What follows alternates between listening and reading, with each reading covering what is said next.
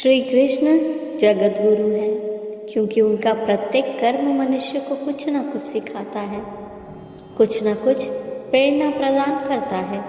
श्री कृष्ण के सत्य में ही सीख नहीं होती, बल्कि जब वो असत्य का आश्रय लेते हैं तो उसमें भी किसी का हित और कोई सार छुपा होता है। श्री कृष्ण अपने शांत स्वभाव से कुछ सिखाते हैं तो रौद्र स्वभाव से भी बहुत कुछ सिखा जाते हैं।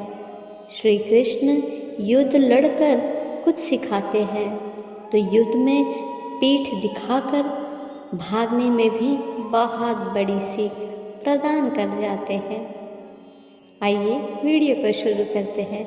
इससे पहले कि हम आगे बढ़ें, अगर आप हमारे चैनल पर नए हैं तो प्लीज़ चैनल को लाइक एंड सब्सक्राइब ज़रूर कर दीजिएगा। संसार में सब हमारे मित्र बन जाए यह संभव नहीं, लेकिन कोई हमारा शत्रु ना बने ये प्रयास किया जा सकता है।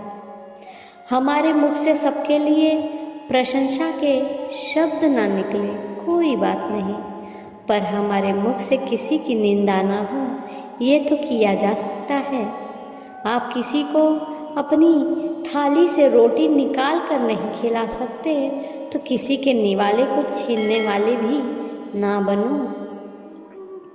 अगर हमसे पुण्य नहीं बने तो पाप ना हो, ऐसा प्रयत्न ज़रूर करें। आप सत्य नहीं बोल सकते तो असत्य न बोलने का संकल्प लें। भागवत अनुग्रह प्राप्त करने की प्रथम शर्त है पाप मुक्त जीवन से जाप युक्त हो जाना। विचार से विचार की यात्रा, विषय से वासुदेव के मार्ग पर चलने वाला ही सत्य की अनुभूति कर सकता है।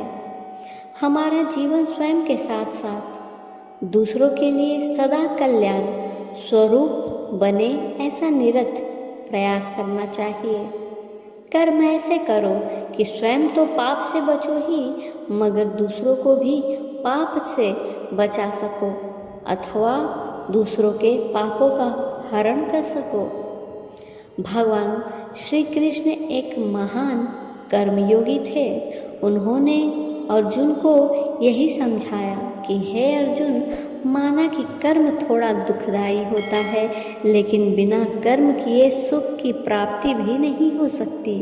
अगर कर्म का उद्देश्य पवित्र और शुभ हो तो वही कर्म सत्कर्म बन जाता है। जीवन सदा सरल और सहज होना चाहिए। जिसके जीवन में सरलता और सहजता है वह जीव सबका प्रिय बन जाता है। मनुष्य को चाहिए कि जो मिले, जब मिले और जितना मिले उसी में प्रसन्न रहना चाहिए। संतोष से बड़ा कोई सुख नहीं है।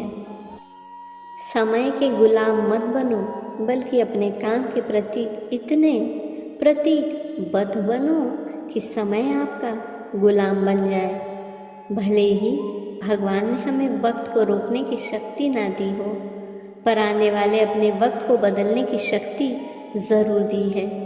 हम सबके पास गुण नहीं है, लेकिन हमारे पास अवसर ज़रूर है उन गुणों को निखारने का। हमेशा प्रति क्षण कुछ नया करने का, कुछ बड़ा करने का और कुछ श्रेष्ठ करने का जज्बा अपने आप में उत्पन्न करना चाहिए। जीवन को गमले के पौधे की तरह नहीं बनाना चाहिए जो थोड़ी सी धूप लगते ही मुरझा जाए। जिंदगी को जंगल के पेड़ की तरह बनाओ जो हर स्थिति में बस झूमता रहे।